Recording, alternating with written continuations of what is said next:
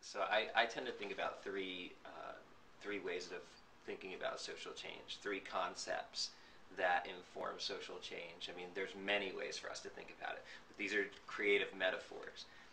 Typically, we talk about critical mass. So when we think about critical mass, we think of that moment after people have been doing work, having events, raising awareness about issues, and people have been activated they've been educated and been in a creative process of education with each other, and all of a sudden there's a movement moment where a critical mass of people are working on the issue and then are able to bring new people into the fold. So the kind of classic example of that, or kind of iconic example of that in the U.S. is in the Civil Rights Movement, the March on Washington, where it filled the entire plaza, and we think of that as a time where the true kind of reach of the civil rights movement was made real and visible.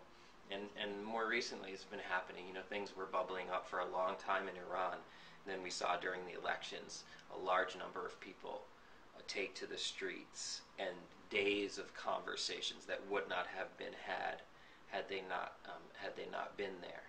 So critical mass is one idea. And it tends to be inside of social justice work a place that many people go to in terms of thinking about change, and understandably so. We need to involve as many people in the process as possible.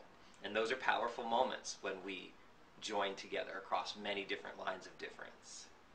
So the critical mass is something that is important, I think, for activists that are looking for the clay and the kind of raw materials of thinking about what's the stuff of social change. Well, creating a strategy to get to a point where we have critical mass is really important.